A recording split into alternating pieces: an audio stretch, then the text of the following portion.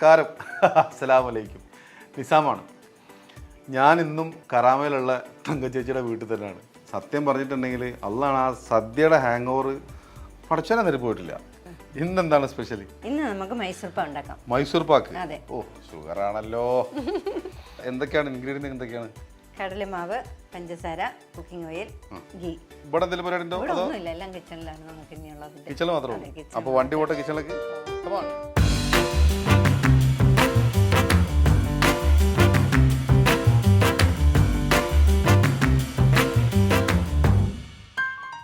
അങ്ങനെ വീണ്ടും തങ്കച്ചേച്ചിയുടെ അടുക്കളയിൽ.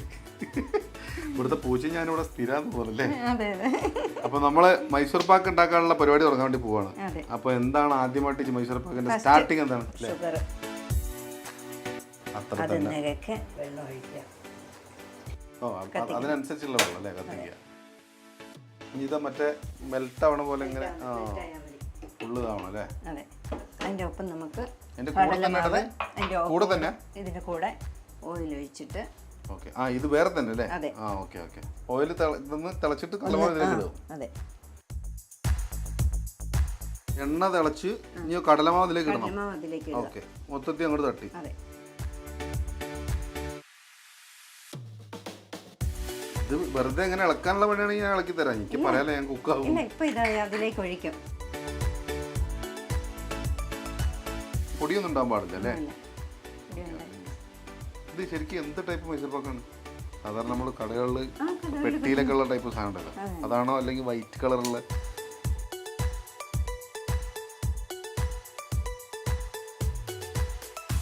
കുറേ സമയം എടുക്കും അതിങ്ങനെ? ഉമ്മയൊക്കെ പറയും, ഉമ്മയും പെങ്ങളൊക്കെ പറയാണ് നമ്മൾ ഉണ്ടാക്കിയ ഭക്ഷണം നമുക്ക് തിന്നാൻ തോന്നില്ല, വേറെ ആൾക്ക് തിന്നാൽ പോലൊരു ഇഷ്ടമാണെന്ന് പറയുമ്പോഴാണ് നമുക്കൊരു സന്തോഷം. അതുപോലെ കുറേ ആൾക്കാർ ഉണ്ടാകുമ്പോൾ ഉണ്ടാക്കുമ്പോൾ ഒരു ടെൻഷനാണ്. എന്ന് വെച്ചാൽ അത് നന്നായിട്ടില്ലെങ്കിൽ നമ്മൾ വലിയ കുക്കാന്നൊക്കെ പറഞ്ഞ് കൊണ്ടുവന്നിട്ട് നന്നായില്ലെങ്കിലും മോശമായിട്ട് വെച്ചിട്ട് അങ്ങനെയൊന്നുമില്ല. നമ്മൾ മനസ്സറിഞ്ഞ് സന്തോഷമായിട്ട് ഒരാൾക്ക് ഭയങ്കര സന്തോഷമായിട്ട് ഒരാൾക്ക് സ്നേഹത്തോട് കൊടുക്കാനാണ് ഉണ്ടാക്കുന്നത് വെച്ചാൽ അതിൽ പഠിച്ചവൻ്റെ ഒരു കൈ ഉണ്ടാവും. നിങ്ങളിപ്പോൾ ഇത് എല്ലാവർക്കും ഇങ്ങനെ ഉണ്ടാക്കി കൊടുക്കില്ലേ? അതിനിപ്പോൾ ഇതൊന്നൊരു ബിസിനസ് ആക്കി കൊടുത്താൽ അല്ല നല്ല കാര്യമല്ലേ? കാരണം എന്തായാലും എല്ലാ വെറൈറ്റി ഉണ്ടാക്കുന്നുണ്ട്, എല്ലാവർക്കും ഇഷ്ടമാവുന്നുണ്ട്. ആ അപ്പോൾ അതൊരു ഒരു ഒരു പ്രൊഫഷണലായിട്ട് എടുത്തിട്ട് ഒരു ലൈസൻസ് ഒക്കെ ഒപ്പിച്ച് നല്ല രുചികരമായിട്ടുള്ള ഭക്ഷണം വേറെ ആൾക്ക് നമുക്ക് പ്രസൻറ്റ് ചെയ്യാൻ പറ്റും. അവർക്കത് കഴിക്കാം, നമുക്ക് നല്ല പേരുണ്ടാവും. അത്രയും രുചിയുള്ള ഫുഡ് ഇങ്ങനെയൊക്കെ കിട്ടാനുണ്ടെന്ന് ആൾക്കാർക്ക് തിരിച്ചറിയാൻ പറ്റും. അപ്പോൾ അതും കൂടെ ഞാൻ കണക്കാക്കിയിട്ട് പറഞ്ഞത്. കാരണം മൈക്കിൻ്റെ എല്ലാവിധ ഹെൽപ്പും നമ്മുടെ ഭാഗത്തുണ്ടാവും. അപ്പൊ ഏകദേശം നമ്മൾ എടുത്തു വെച്ച സാധനങ്ങളൊക്കെ ഇതിങ്ങനെ ഡ്രൈ ആയിട്ട് വരണം അല്ലേ? പെട്ടെന്ന് ഡ്രൈ ആവും. ട്രേയിലേക്ക് സെറ്റ് ആകാൻ ഒഴിച്ചു വെക്കണം. വേണ്ട വേണ്ട, അതൊക്കെ ഞങ്ങൾ ചെയ്തോളാം. രാജാവിനെന്തോ ഭക്ഷണം ഉണ്ടാക്കി കൊടുക്കാൻ വേണ്ടിട്ട് അവിടുത്തെ എന്താണ് നളപാചകോ ഷെഫ് എന്നൊക്കെ പറയില്ല ഇപ്പത്തെ, അയാൾ എന്തൊരു വെറൈറ്റി കണ്ടുപിടിച്ചിട്ട് ഉണ്ടാക്കി കൊടുത്തു പോലും. അങ്ങനെ ഉണ്ടാക്കി കൊടുത്ത സമയത്ത് ഇതിന് പേരിടാനൊന്നും വലിയ ഐഡിയ ഒന്നുമില്ല. അപ്പോൾ ഈ പാക്ക് എന്ന് പറഞ്ഞ സാധനം വേറെ എന്തോ ഉണ്ടാക്കുന്ന സാധനമായിട്ട് ഈ പറഞ്ഞ ഇൻഗ്രീഡിയൻ്റ് ആയിട്ട് ഒരു മിക്സ് ഉണ്ട്.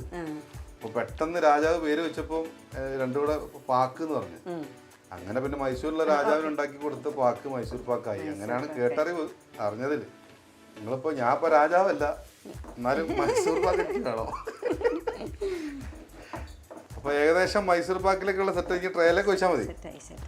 എത്ര സമയം കൊണ്ടാണല്ലേ ഇതിങ്ങനെ ആക്കിയൊക്കെ എടുക്കുന്നത്?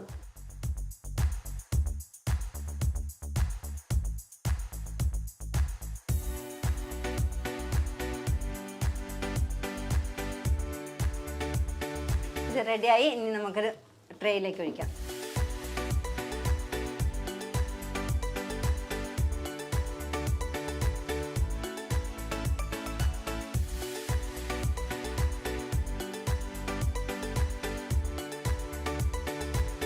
അങ്ങനെ മൈസൂർ പാക്ക് നമ്മൾ ആഗ്രഹിച്ച് മൈസൂർ പാക്കിൻ്റെ ഒരു ലെവലിലെത്തി. നമ്മളുണ്ടാക്കിയ മൈസൂർ പാക്ക് കഴിക്കാൻ വേണ്ടി പോവാണ്, കട്ട് ചെയ്യാൻ പോവാണ് അല്ലേ?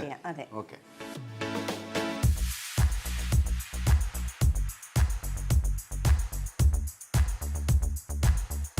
ഒരുപാട് കട്ടിയാവുന്നതിന് മുമ്പ് മുറിച്ച് വെച്ചില്ലെങ്കിൽ വരയില്ലാത്ത പേജിലാണോ കൂടുതൽ എഴുതി പഠിച്ചിട്ടുള്ളത്?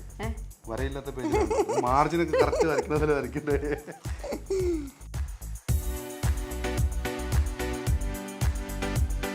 Thank you. അപ്പോൾ നിങ്ങളുടെ എല്ലാവരുടെയും സമ്മതത്തോടു കൂടി തങ്ക ചേച്ചി ഉണ്ടാക്കിയ മൈസൂർ പാക്ക് കഴിക്കാൻ വേണ്ടി പോവാണ്. നിങ്ങൾക്കും വീട്ടിലുണ്ടാക്കി തിന്നാൻ പറ്റും. ഞാൻ തിന്നിട്ട് ബാക്കി പറഞ്ഞുതരാം. ഞാനെന്ത് പറയാനാ, എല്ലാ പ്രാവശ്യം ഇവിടെ വന്നാൽ എന്താണോ പറയുന്നത് അതെന്നെ എപ്പോഴും പറയാനുള്ളൂ. അതിൻ്റെയൊരു പിന്നെ എപ്പോഴും പറഞ്ഞ പോലെ തോന്നണ്ട. അടിപൊളി, ഒരു രക്ഷയില്ല. നിങ്ങളുടെ അടുത്തും ഇതുപോലെ വെറൈറ്റി ഫുഡ് ഉണ്ടാക്കുന്ന ആൾക്കാരുണ്ടാവും. ഞാൻ എപ്പോഴും പറയണതാണ്, മൈക്ക് നിങ്ങളുടെ അടുക്കളയിലെത്തും.